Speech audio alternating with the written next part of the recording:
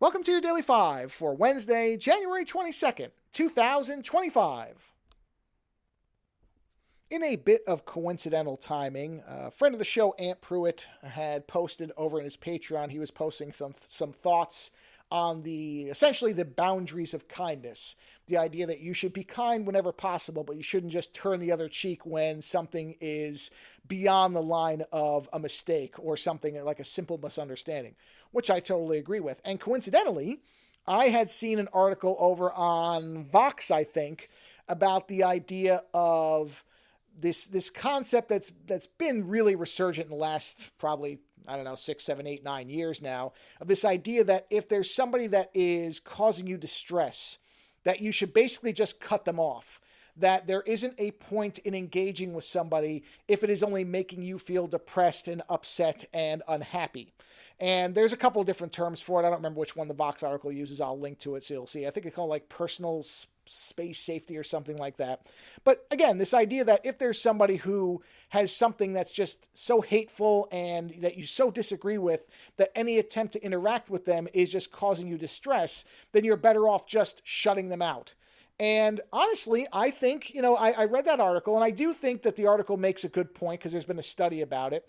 And what they're finding is that people are, as you would expect, it's a very human thing, they're overcompensating for this idea. So they're deeming things that really shouldn't be complete, shut off, no longer talk to you type of stuff as a reason to just disconnect with people. And so there's this sort of self-generated loneliness and isolation that's happening.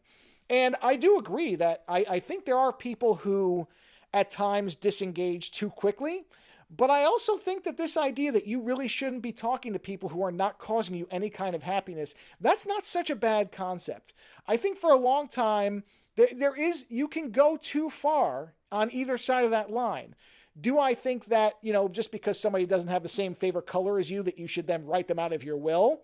Yeah, that might be a bit of an overreaction, but at the same time, I was reading this terrible article about a woman whose in-laws were just saying things to her that were xenophobic and racist, and she felt like she had to keep her mouth shut, even though these people were basically calling her subhuman. And I'm sorry, but I don't think that there's any scenario where somebody should accept that. There is a boundary to what you should be expected to put up with from other people.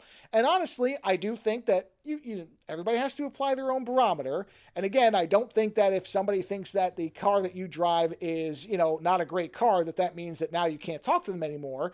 But at the same time, if what they are saying is something that is objectively mean-spirited or hateful, then don't put up with those people. Those people should be gone. I've had that policy for an awfully long time, is if I don't find that I'm interacting with somebody in a way that is at the very least interesting to me, it doesn't even have to necessarily be good, but I have talked to people who I disagree with that have interesting ideas and that I don't think are, again, hateful or have ill intent. They just look at something with a radically different perspective than I do.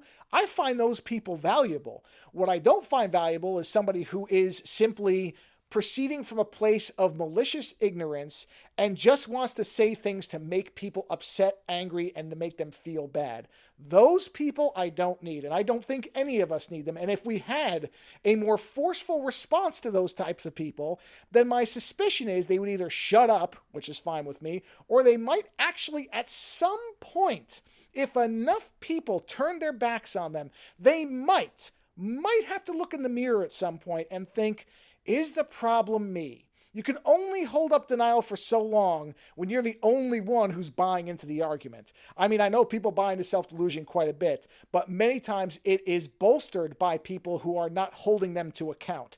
So I do agree with that Vox article that, yes, people I think are overreacting to some degree, but on the other side, I don't think that there should be an expectation that if somebody is making you feel bad, that you have a requirement to keep them in your life.